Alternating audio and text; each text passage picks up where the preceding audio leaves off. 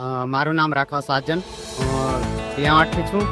જ્યાં કંઈ જ ન હતું ત્યાં રોડ રસ્તા અને સગવડ અત્યારે થઈ ગઈ છે. મધ્યપ્રદેશથી અડીને આવેલા ગામડામાં સુવિધા સારી છે. ગ્રામ પંચાયતથી કેન્દ્ર સુધી ભારતીય જનતા પાર્ટી ચાલે છે અને ભારતીય જનતા પાર્ટી અત્યારે જુઓ તો તાલુકા પર ગ્રામ પંચાયતથી કેન્દ્ર સુધી ભારતીય જનતા પાર્ટી ચાલે છે એ આપ સૌને ખબર છે. અને આ તમે પાર્ટીમાં વિકાસ કેટલો થયો દેખાઈ રહ્યો છે.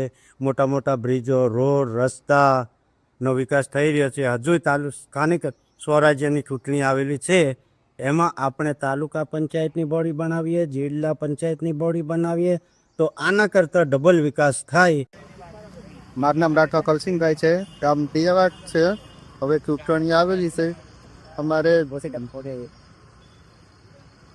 ચીસાડિયા ગ્રામ પંચાયતની ચૂંટણી આવેલી છે તો અમે વિચારીને વોટ આપવો વિચાર છે કે રોડ રસ્તા વીજળીને એમ બધું સારી સુવિધા થયેલી છે. અમે વિચારીને બીજેપીને વોટ કરવાના છીએ.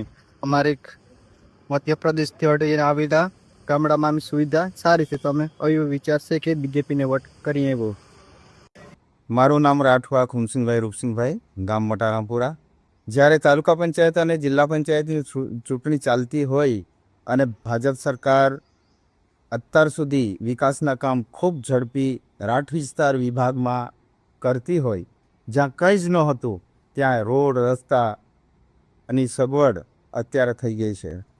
ચીસાડિયા જિલ્લા પંચાયત અને બોકડીયા તાલુકા પંચાયતની અંદર અત્યારે 1 વર્ષની અંદર રોડ રસ્તાનો ખૂબ વિકાસ થયો છે. જો આ ભાજપ સરકારની બોડી બને તો આનાથી પણ વધારે કામ સરકાર શ્રી કરશે એવું અમારું માનવું છે. મારું નામ રાખવા સાજન ત્યાં આઠથી છું.